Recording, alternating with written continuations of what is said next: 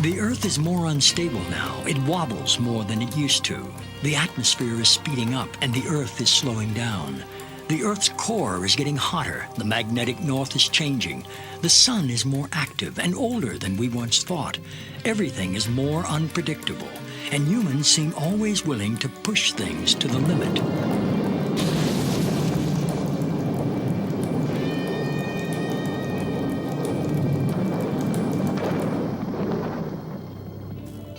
The late Carl Sagan said, "We've arranged a global civilization in which most crucial elements profoundly depend on science and technology.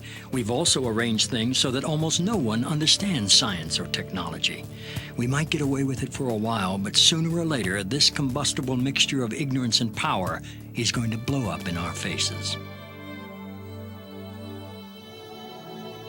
Imagine the Earth's atmosphere, also known as the ionosphere, as a thick soap bubble.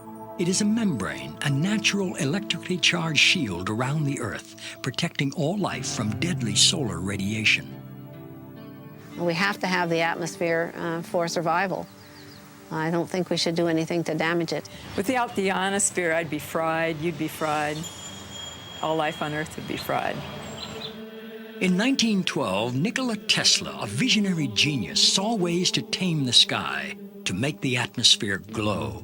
He developed alternating current, high-frequency radio technology, and free energy. He experimented with both high and low frequencies and electromagnetic waves. He envisioned altering the weather and creating shields around the Earth to protect us from missiles, and he claimed he knew how to split the Earth in two. In 1985, Bernard Eastlund applied for patents that could make some of these ideas real. Many claim that these patents have become the blueprint for HAARP, High Frequency Active Auroral Research Program. ARCO originally approached me in 1984 to find a use for the natural gas on the North Slope of Alaska, which they could not sell.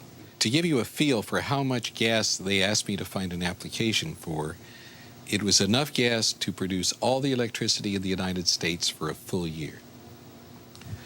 I originated some ideas for military applications and beneficial civilian applications in which that gas would be converted into electricity and then used to power some gigantic antennas. What does HAARP do? HAARP is a large antenna where we beam radio frequency energy up into the upper atmosphere, and we create on a small scale what the sun normally does. And the reason we're trying to do this is because when you have disturbances in the ionosphere, we can't communicate with our satellites. HAARP began with a congressional insertion in the appropriations bill of fiscal year 1990. In essence, Congress directed the Defense Department to explore the potential for using the auroral regions for improving communications and navigation and surveillance. From there, the assignment came that the Navy and the Air Force were to manage the program. It is people from those two organizations that have worked together for the past 7 years. Applications discussed in the patents included destroying missiles. Communications control and disruption were included. There were some other ideas both to possibly modify weather and finally to lift a portion of the upper atmosphere further out into space where hopefully it would be able to deflect missile trajectories. What we do by beaming up radio frequency up into the ionosphere, that radio frequency, when it hits molecules of atmosphere, it tends to make the subatomic particles inside move faster, and that increases their temperature. So you can bring their temperature up to 1,600 degrees or so, which is normally what the sun does to those particles at that atmosphere. The ionosphere of the Earth has got enormous amount of energy. There are 8,000 thunderstorms going on all over the Earth at any given moment. There are millions of amperes of electricity pouring to the Earth from lightning strikes, and HAARP could create a trigger effect. In 1983, I did radiotomography with 30 watts, looking for oil in the ground. I found 26 oil wells over a 9-state area, and 100% of the time was accurate with just 30 watts of power beaming straight into solid rock. HAARP uses 1 billion watts beamed straight into the ionosphere for experiments. Picture these strings on the piano as layers of the Earth. Each one has its own frequency.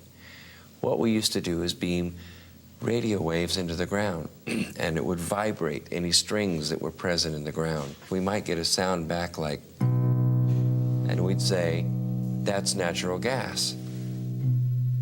We might get a sound back like, and we'd say that's crude oil. We were able to identify each frequency. We accomplished this with just 30 watts of radio power. If you do this with 2 billion watts, the vibrations are so violent that the entire piano would shake. In fact, the whole house would shake. In fact, the vibrations could be so severe underground that could even cause an earthquake. While we feel that HAARP is a unique facility, it's not the only one like it in the world. HAARP has some capabilities that we feel are better than some of the others. You can change the frequencies. You can shift the beam so that you can move it from one part of the ionosphere to another, and it has quite a bit more power than some of the other facilities throughout the world that are doing the same kinds of research. I chose what's called a phased array antenna for the patents because it can be aimed. Picture holding your microwave oven in your hands with the door open. Then you can move it around and send those microwaves different directions. And for these applications where I wanted precise control of where the power was, I felt that was the best type of antenna to use. And that is the kind that HAARP has built. What we can do with an antenna is change the portion of the sky into which we insert the energy. HAARP can create some of the effects that the sun creates that are similar to the aurora borealis. HAARP can paint designs in the sky, if you will. You know, it can take the beam and move it in any pattern that the scientist who's doing the experiment might want to do. What I'm holding in my hands is an electrodeless lamp. In it, I have a low atmosphere gas, somewhat similar to the atmosphere above the Earth. I'm now going to put this in the microwave oven, which will irradiate it with about 1 watt per square centimeter. You know, you put 1 watt out and you've got the fields necessary to break down the air, or whatever happens. And you see all of the motion of the plasma. That's typical of what will happen at high altitude, where the ionosphere gets irradiated with these big beams. That was 1 watt per centimeter. HAARP focuses 3.6 million watts and squeezes it into a billion-watt or gigawatt beam. We're squeezing the megawatts into a narrow beam. Then in a very tiny area, you can create what's it called, an effective gigawatt. Is HAARP safe? Yes, HAARP is safe. The Earth is a web of interconnections. How do we know what we're doing when we blast the upper atmosphere with a huge amount of energy? It takes a tiny, tiny amount of energy to release a huge amount of energy. It's the same as a bullet, for example. If you have the primer on the back of a bullet, and that primer releases a tiny amount of energy, but it triggers the larger power in the bullet itself. And HAARP is playing with the energy system of the Earth. In the HAARP program, we have, I believe right now, 18 different colleges and universities that are working the program with us. University scientists are interested because they're studying science, and this is a major effect on the Earth, and so they want to know more about what it is and what it does. HAARP has no effect on the Earth. HAARP began in the 1980s, and we were just beginning to learn about chaos theory, how a tiny stimulus can change the dynamics of a living system like the human body or the whole living Earth. I don't think the people who developed HAARP were even aware of that science or its impact in the life sciences. Today, our knowledge is much bigger about how tiny effects can drastically shift the health or well-being of a living thing. it is possible with a big beam to take a part of that upper atmosphere and push it out further. What they're not paying any attention to is what's happening to the ionosphere while it's being held 80 miles out into space by this high-energy beam. It's heating up. And all of the molecules in that ionosphere region are absorbing energy out of that radio beam. And if they pick the right frequency to push that plume out into space, that energy may discharge back out of the ionosphere, back down the radio beam, and strike the Earth. And it would be about 100 times the energy released out of a thunderbolt. And that's how much energy would be released. In certain applications, the military acknowledges that it can literally lift the ionosphere. And what they say is, it's not a problem, it's a short period of time, yet when you lift the ionosphere up, the lower atmosphere rushes in and fills that void, which changes localized weather patterns. HAARP papers say that they intend to lift up a part of the ionosphere, which creates a hole, and they say that it heals over quickly. But what happens if you create enough holes that it just can't quite take care of it fast enough?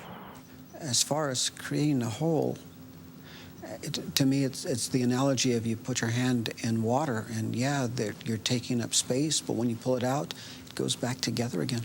Same way the ionosphere would work.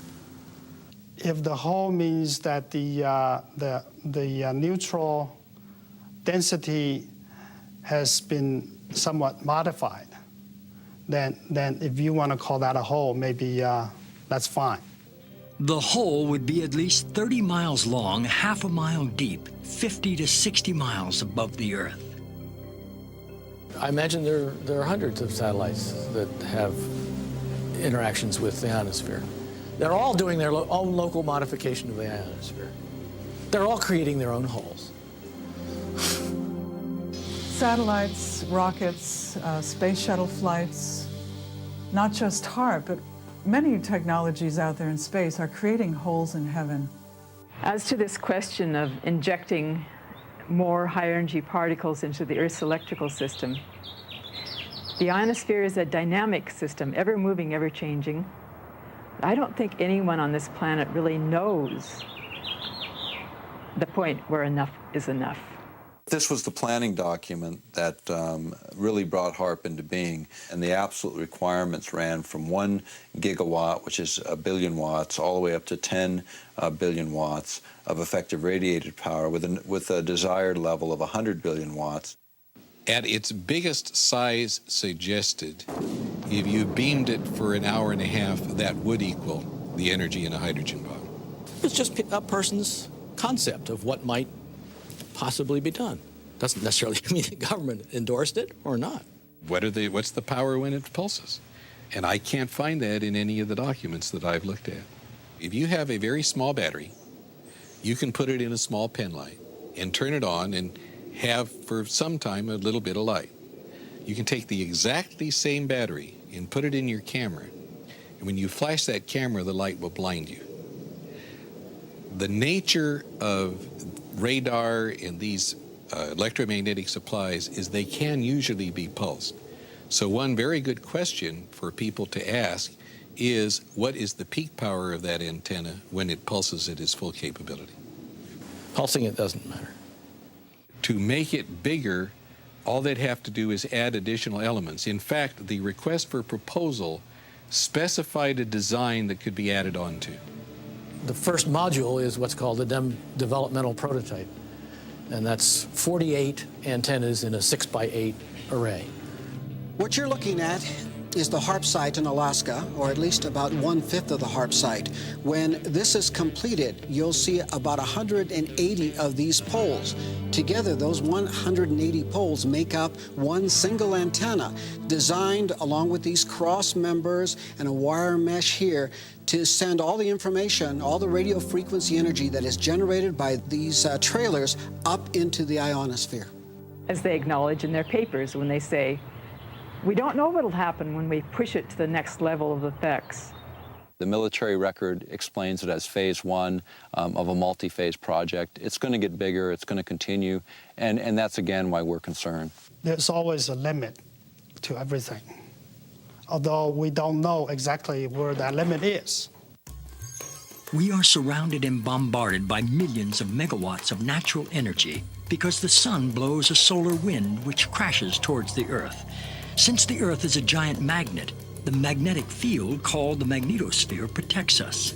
HAARP's original patents were designed to distort or alter the magnetosphere. It's interesting to compare humans and the Earth. The Earth has a magnetic field. Humans actually generate a magnetic field too, especially in our hearts and brains. Every cell in our body has a powerful magnetic substance called magnetite, which responds sensitively to magnetic fields in our environment. If HAARP is altering the magnetosphere, which is the magnetic field of the Earth and all around it, surely this will have an effect on our health and on our physiology. HAARP's combined antennae generate a focused billion-watt high-frequency radio beam, which penetrates the lower ionosphere and interacts with the currents of the auroral electrojet. During this modification, this pulsing beam stimulates the ionosphere, creating ELF waves which can move great distances through the lower atmosphere and penetrate into the Earth to find missile silos, underground tunnels, and communicate with hidden submarines. There's a current flowing through here called the auroral electrojet. You deposit energy in there, you're changing the medium, okay, and you're changing the current, and you're generating ELF and VLF waves. In simple terms, the electrojet is a river of electricity high above us.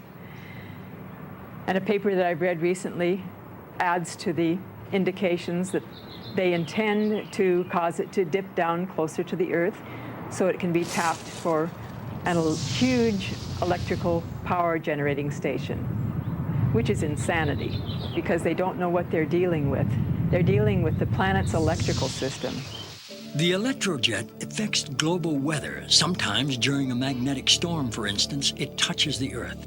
It can knock out telephone cables and power grids. What HAARP is capable of doing is to modify the electrojet. By modifying the electrojet, that current in the ionosphere, it has a capability of generating low-frequency waves. What essentially the system does that's different is instead of the radio frequency energy dissipating as it goes up from the antenna array, it's actually focused. And the larger the antenna array, the higher they can focus the energy. And once they get the energy up into the ionosphere, depending on what they want to do, they can create a secondary frequency causing the ionosphere to vibrate, sending that signal back down to the Earth. And what that essentially does is allow them the ability to communicate at very high data rates with submarines, also allows for the possibility of Earth penetrating tomography, or in the vernacular would be like X-raying the Earth or looking into the Earth several kilometers deep. I heard one of the scientists point out they can make these ELF waves penetrate the Earth and get an image when that comes back. When I did this in '85, that kind of capability did not exist. We, in fact, are doing experiments, or plan to do experiments, to see if we can detect tunnels underground. There is a way of being able to use this type of technology to be able to look for minerals that can be just below the surface of the Earth. Oil, gas, different types of ore. HAARP can be used to explore oils or gold mine and the like. Basically because the signal, low-frequency signal, can penetrate deeper into the Earth or the water or the ocean than the high-frequency signal. But this same kind of signals in the same frequency range, can affect human mood. The human brain operates on very low frequencies. For example, when we're thinking, actively, we're generating about 13, 14 cycles per second. When we're meditating, we're generating 8 cycles per second. And when we're asleep, the brain waves are running at about 4 cycles per second. And HAARP is capable of generating all of these frequencies. These kinds of signals can control the human brain. And if you can control these frequencies and multiples of these frequencies and various combinations, you can control all kinds of emotions. You can generate happiness, you could generate sadness, you can generate any mood you want. We are immersed in ELF waves. And those, as far as I know,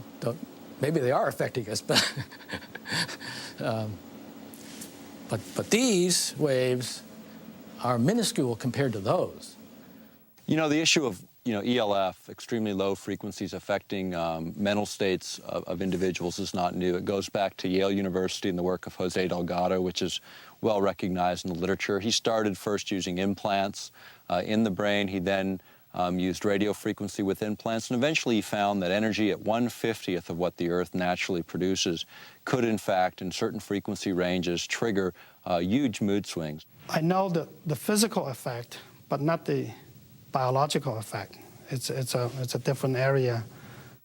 I was considered a child prodigy in electronics. My entire life has been devoted to the study of the effects of electromagnetic energies on the human mind.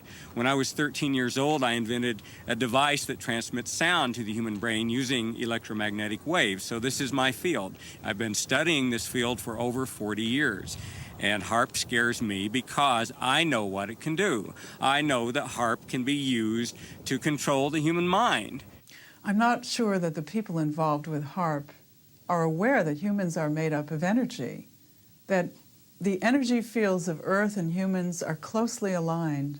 I don't even understand what you mean by energy. Humans are made up of energy. What does that mean? Humans are like balls of energy. We're made up of electricity and magnetic energy, just like the Earth. Are humans made up of energy? Well, what do they say? We're 90% water, but the rest of it is an electrochemical, and that's a form of energy, yes. All living things are exquisitely sensitive to some of the lowest levels of energy. We just couldn't imagine this. And it's been the subject of hot debate. How can life be so sensitive to the tiniest amounts of energy? But because this is how we are bioregulated, by virtue of tiny energy transactions within our body and also coming from the Earth, this is indeed the case. There are many different electromagnetic projects and technologies out there that are affecting our health today. This document from Maxwell Air Force Base lays out the use of electromagnetic weapons technologies for debilitating human beings. Using electromagnetic warfare against human beings, you can cause disease, you can cause hysteria, or you can cause passivity for population control. Extremely low frequencies affect us because they are the same frequencies that our brains output. And when they're in the environment around us, our brains try to entrain to them. So our brains try to mimic those signals. And if those signals are not good ones for our behavior, then we can fall apart. We can behave differently, we could get sick, we could feel very stressed and not know why.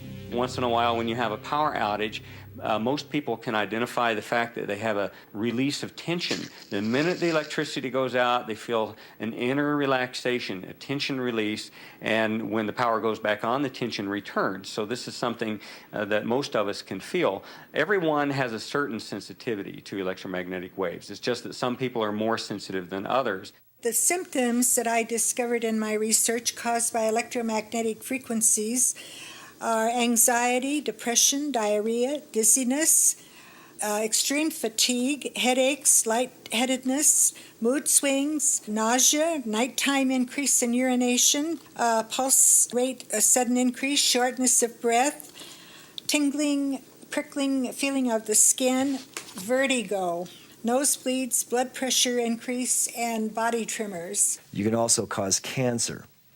You can disrupt the genetic structure of our cells. You can cause long-term damage in terms of mutagenic damage over generations, or you can cause very short-term damage, and you can actually cause somebody to just have their cells fall apart and hemorrhage to death. I found from people who were writing me and calling me from all over the country that they were suffering from either one or all of these same symptoms, and every single one of them lived close by to a transmitter. You know this from HAARP to GWIN to these towers that are all over the United States now. GWIN stands for Ground Wave Emergency Network. In nuclear attack, the ionosphere would be essentially destroyed by air bursts of nuclear weapons, and there wouldn't be any reflection, and all communication links would go out. Was thought of as an emergency backup communication link in case of nuclear attack. the weapons technologies are changing so dramatically at this particular time. It'd be like equating introduction of gunpowder to the West or the beginning of the atomic age earlier this century. And that's what's happening with electromagnetic weapons technologies today. The Air Force Phillips Laboratory is the Air Force's primary laboratory for doing space research, and that involves things like HAARP, studying the ionosphere. Anything the Air Force needs for space, we look into, and that includes weapons for space application, one of which is developing plasma toroids, projectiles made of plasma, essentially the atmosphere of stars, being able to harness that energy and to be able to fire it at a target. We have a device called Shiva. Shiva is a large capacitor bank. Capacitors store electrical energy. And then in a very short time, we release that energy. In about 100 millionths of a second, we will release the same amount of energy as the entire U.S. electrical production for that same instant in time, where the electrons rip from their orbits and you have a soupy gaseous mixture, thousands of degrees hot. Potentially a very serious weapon. Electromagnetic warfare can also be used in coordination with ionospheric warfare. After I had actually left the program in 1987, one of the last communications I had with ARCO indicated that there had been a contract awarded for ionospheric warfare studies. I have not heard of ionospheric warfare. I don't even know what the term means. In other words, using the ionosphere as an amplifier and as a broadcast medium.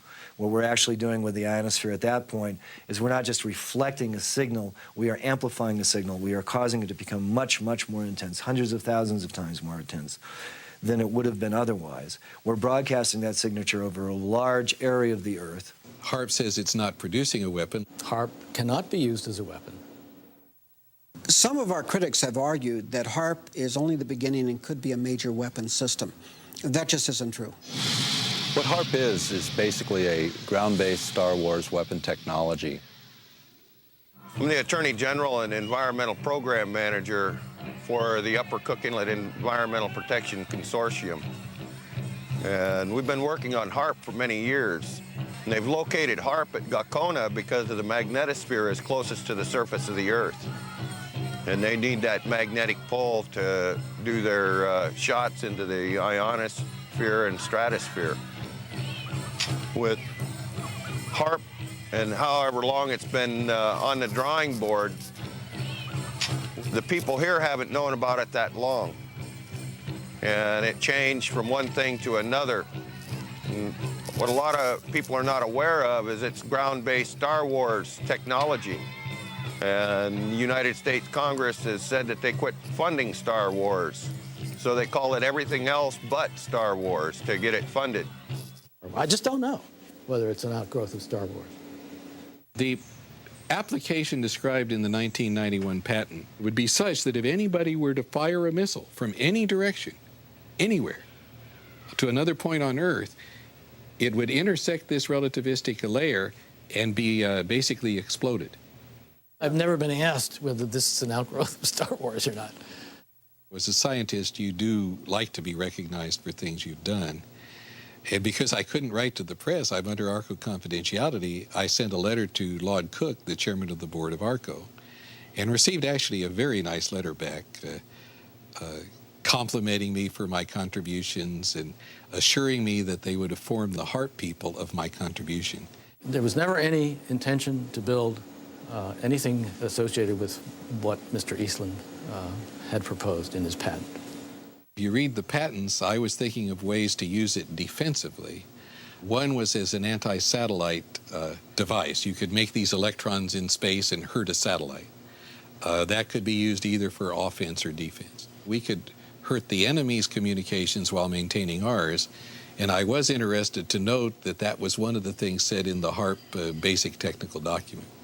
Star Wars was the state-of-the-art military technology of the 80s, but in the 90s and in the new millennium, it's going to be electromagnetic warfare. What we do know about electromagnetic systems and electromagnetic warfare is becoming even more interesting. As late as April 28, 1997, U.S. Secretary of Defense Cohen announced at University of Georgia that, in fact, geophysical warfare was becoming a more intense problem. In fact, they even speculated that terrorist organizations would have systems that could modify weather, create volcanic eruptions, or even cause earthquakes using electromagnetic waves. You know, earthquakes is another thing. We have had a lot of them, a lot of volcanoes more in the last few years. Whether or not that is just a cycle of happenings, because we've had a history of earthquakes and volcanoes throughout recorded history, but it just seems to me like that it's coming more often, and that there has to be some connection with some of the things that we as humans are doing to our Earth.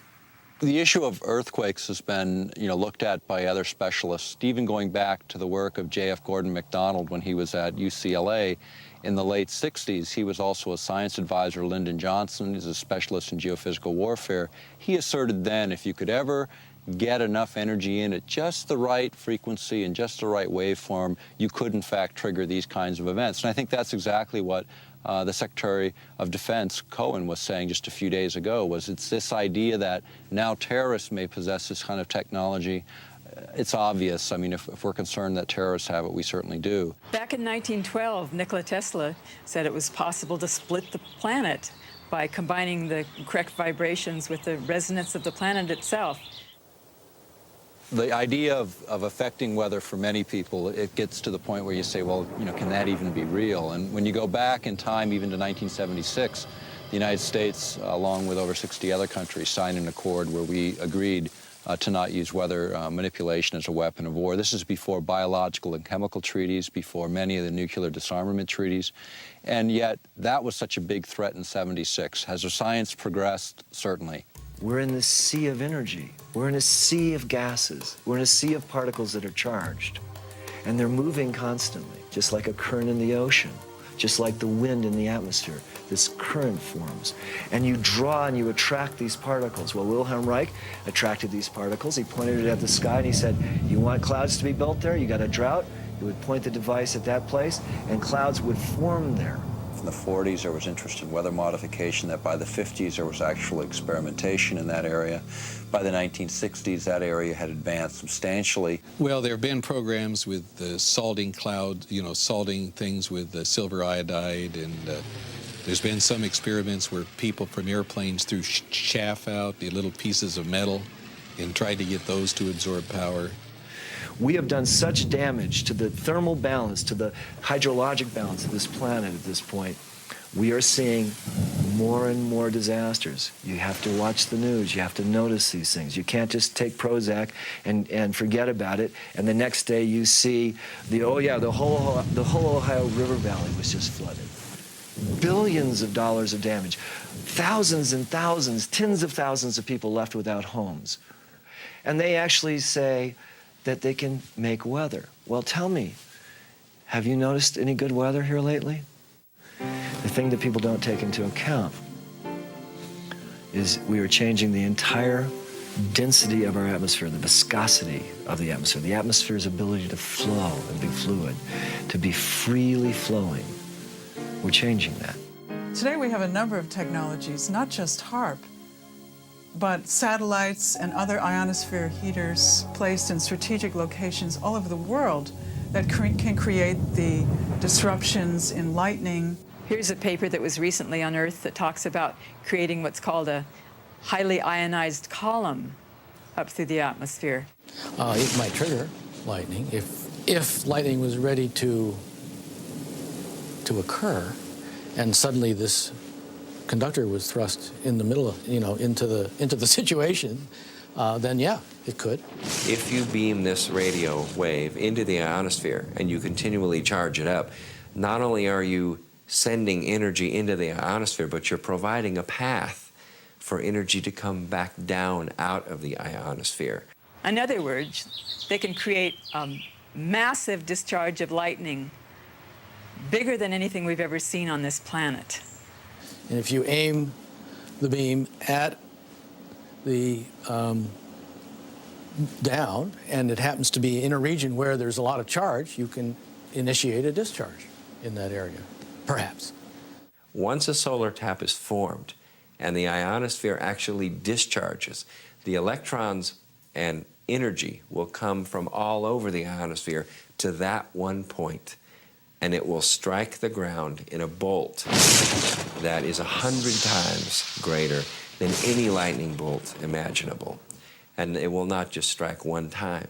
It will strike 30 to 40 times a second until there are not any longer electrons or energy to flow from the ionosphere through that tap to ground. But when it strikes the ground, it will vaporize the ground, the water, or whatever it happens to hit, kind of like 3 or 4 Mount St. Helens volcanoes going off each second that bolt discharges.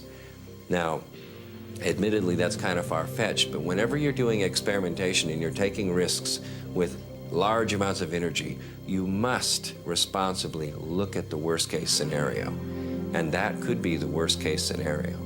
Well, you know, everyone has to remember that the Earth is a living organism, a lot of living organisms, and things change. To not change is dead.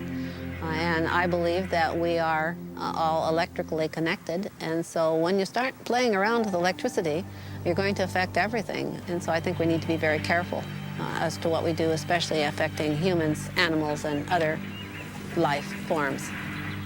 Well, animals and birds are incredibly sensitive to electromagnetic energies. HAARP will not affect animals or birds. That's in the environmental impact statement. What I've heard about HAARP is that it can punch a hole through the atmosphere if they wanted to, and that it could disturb the migratory bird pattern. It'll mess with like traditional village life who depend on the birds for their food and everything. They shouldn't even build the machine if they don't know what it can do, because what if they just totally destroy the Earth with this HAARP machine? What are they going to think then? I think the biggest thing that scares me is that they don't know what they're doing. They're just trying it out. We don't know the results, and that's why we experiment. When people say they've never done this before, there's a lot of experiments that haven't been done. That doesn't mean we should get up and do them. I mean, none of us have put a gun to our head just to see what would happen either.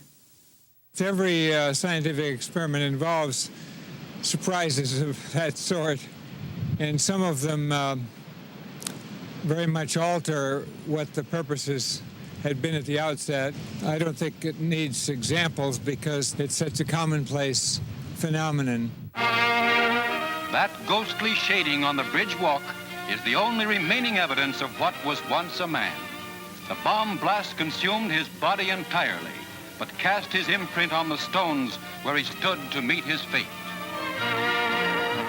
The bomb will not start a chain reaction in the water, converting it all to gas and letting all the ships on all the oceans drop down to the bottom.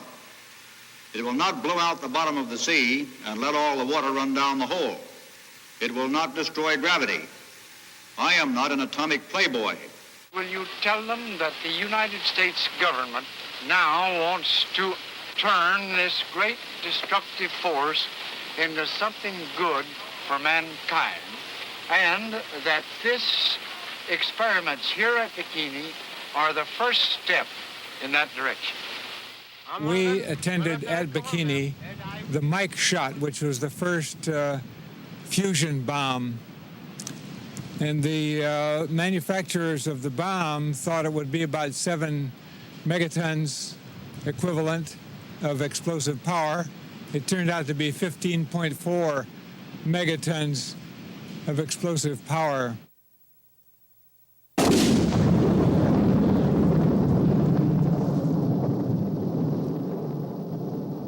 Their island was much more contaminated than had been presumed, and the radiation from that weapon contaminated the ocean. It's just like with DDT, remember?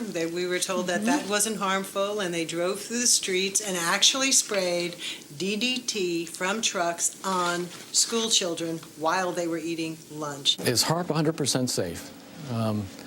I don't think I would categorize any radio transmitting system as 100% safe. We have made it as safe as we can. We have followed all the standards. that are applicable. There are no standards because we have no intimate knowledge of how Earth and life work together. Many times we've experimented on various different things and then it didn't turn out the way we expected it to. It can get as big as what's been determined to be safe in the environmental impact statement. It can't go any bigger than that. The environmental impact statement was funded by the Air Force and the Navy, the people that are running the program. When you look at the Earth itself, you think about the Earth and how it releases energy naturally. You can look at earthquakes and what we know about them over 30 years is they're increasing in depth, frequency, and magnitude. You can look at weather patterns. And what everyone knows, at least in this country and most of the world now, is weather patterns are going through dramatic shifts that are blamed on any number of factors. And you can also look at tidal heights in the North Sea, which have been steadily rising over a 30-year period as it's been charted. All of that indicates releases of energy. And then in the midst of this natural releases of energy, we're going to inject billions of watts of power into the magnetic lines of force. What this will do, they don't really know because they've never been at these power thresholds before. Safety is the main consideration here. Aircraft safety, radio frequency safety. The environmental impact statement is the governing document. And anybody that has an environmental concern that we have not addressed in this should come to us and let us know about it. There's no independent scientific committee looking at this outside of the military. There is no physiologist or bioscientist involved in this project from the military looking at those bioeffects. We think it's a narrowly focused program in the sense that the bulk of it is military-driven. That's what's driving the budgets, and that's what's driving the program. The military research is one line of work, and I would say the medical research is another line of work, and for most part, these two groups are not talking to one another. There are a number of scientists like myself who are concerned about this, who are in fear of what HAARP could do to the planet. Not only mind control, but weather changes, possible earth changes, earthquakes, things like that. And we all need to band together. We need to contact each other over the internet. We need to lead a discussion on this, and scientists need to contact their government representatives and tell them what they feel about this. Our critics have talked about HAARP and some of the problems they perceive. If anyone, any group, individuals, whatever, were concerned, they're welcome to tour the site. They're welcome to put together an independent team of their experts to come onto the site and to review what it is we're doing. We have absolutely nothing to hide. We need to bring in people from all walks of life to study the possible consequences of this technology. We don't know the effects. I don't think we should move blindly forward and just do these experiments. We were recently invited to Brussels to speak to a group of parliamentarians in an organization called Global International. And we were able to present HAARP as an issue to over 60 parliamentarians from 40 countries. And what was important is it really was the first time many of these folks had heard much about this project. But I can tell you that the international interest has been growing. The scientific community is starting to wake up to the issue. And what we're seeing is more people willing to go forward and speak out. I'm concerned that the people who understand that all life is interconnected aren't the people that are making the decisions about these experiments on our ionosphere. What air I breathe, everybody else breathes. Water and air and the land, our life. Let's do what we have to do to protect it. As living systems, we're open systems, and we can't draw the line between where our boundary stops and where the boundary of the non-living domain begins. The Earth is a living organism. It's not something that's really outside of us. It's really an intimate part of who we are. And when we destroy it, we destroy ourselves. I have always asked that if anybody has a problem, come and let us see what the problem is. And if it's something we haven't addressed that we should have, of course we'll address it. The problem with government and the people right now is that people don't trust the government, and they have good cause not to, because so many times over the years they've not told them the truth. Well, the planet's electrical system is not there for us to exploit for Department of Defense purposes. It's there as a part of a whole beautiful, harmonious, interconnected system that supports all life on this planet. And we don't know everything that there is to know about it. It's not up to me to determine that it is or is not a valid expenditure of taxpayers' funds. It's not my call. And if Congress gives us the funds, evidently they believe it's worthwhile. I'm told to do this, and we are doing it. Those people who are in government, they tell me a lot of times that they're just following orders. My response is, so was Heinrich Himmler. He was just following orders. We're about to embark on another arms race. It's totally unnecessary. We're committing billions of dollars to this technology, and the question becomes is, where does it end? I mean, they figured $3 trillion on the entire nuclear adventure, and that's, 60% of the current national debt. Are we going to start that cycle again? Is it necessary to do that again? There's just no sense to make more of HAARP than there already is. It's intended to be for research, and that's all.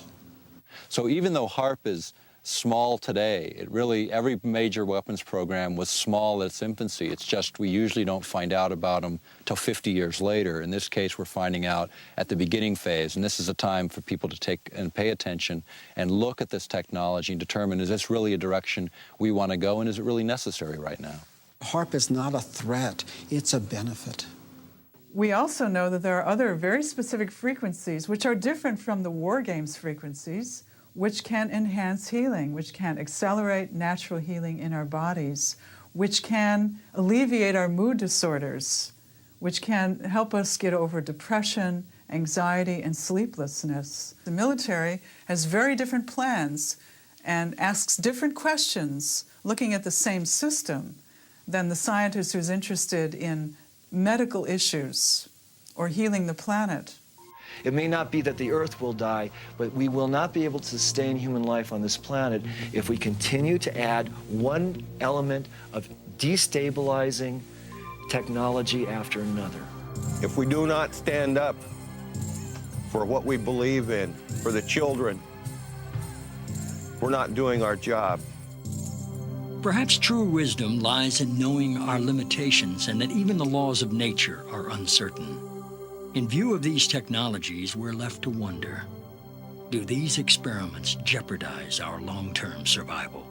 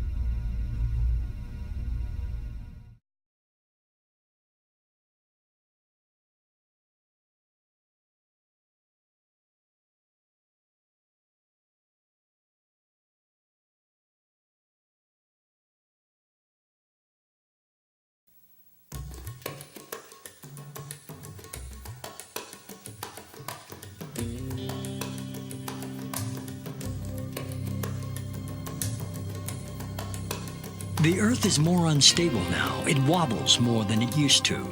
The atmosphere is speeding up and the Earth is slowing down. The Earth's core is getting hotter. The magnetic north is changing. The sun is more active. Insertion in the appropriations bill of fiscal year 1990. In essence, Congress directed the Defense Department to explore the potential for using the auroral regions for improving communications and navigation and surveillance. From there, the assignment came that the Navy and the Air Force were to manage the program. It is people from those two organizations that have worked together for the past 7 years. Applications discussed in the patents included destroying missiles. Communications control and disruption were included.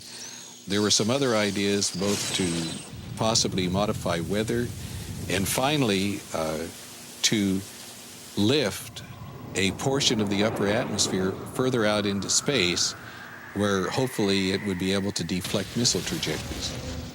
What we do by beaming up radio frequency up into the ionosphere, that radio frequency, when it hits molecules of atmosphere, it tends to make the subatomic particles inside move faster, and that increases their temperature. So you can bring their temperature up to 1,600 degrees or so, which is normally what the sun does to those particles at that atmosphere.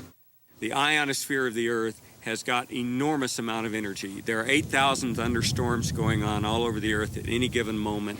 There are millions of amperes of electricity pouring to the Earth from lightning strikes, and HAARP could create a trigger effect. In 1983, I did radiotomography with 30 watts, looking for oil in the ground. I found 26 oil wells over a 9-state area, and 100% of the time was accurate with just 30 watts of power beaming straight into solid rock. HAARP uses 1 billion watts beamed straight into the ionosphere for experiments. Picture these strings on the piano as layers of the Earth. Each one has its own frequency. What we used to do is beam radio waves into the ground, and it would vibrate any strings that were present in the ground. We might get a sound back like, and we'd say, that's natural gas. We might get a sound back like, and we'd say, that's crude oil. We were able to identify each frequency. We accomplished this with just 30 watts of radio power. If you do this with 2 billion watts, the vibrations are so violent that the entire piano would shake. And older than we once thought. Everything is more unpredictable, and humans seem always willing to push things to the limit.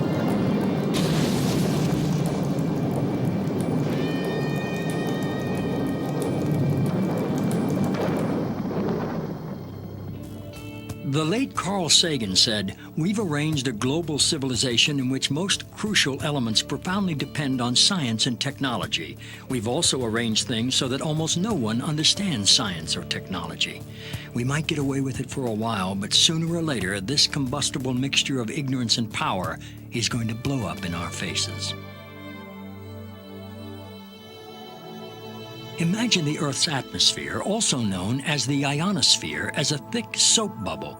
It is a membrane, a natural electrically charged shield around the Earth, protecting all life from deadly solar radiation.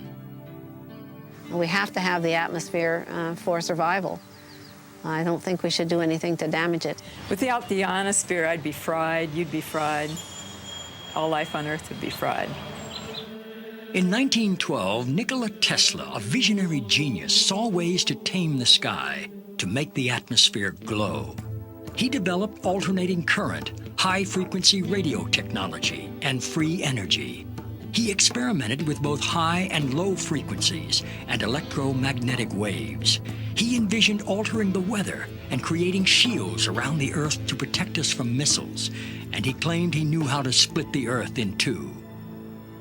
In 1985, Bernard Eastlund applied for patents that could make some of these ideas real. Many claim that these patents have become the blueprint for HAARP, High Frequency Active Auroral Research Program. ARCO originally approached me in 1984 to find a use for the natural gas on the North Slope of Alaska, which they could not sell. To give you a feel for how much gas they asked me to find an application for, it was enough gas to produce all the electricity in the United States for a full year. I originated some ideas for military applications and beneficial civilian applications in which that gas would be converted into electricity and then used to power some gigantic antennas. What does HAARP do? HAARP is a large antenna where we beam radio frequency energy up into the upper atmosphere, and we create on a small scale what the sun normally does. And the reason we're trying to do this is because when you have disturbances in the ionosphere, we can't communicate with our satellites. HAARP began with a congressional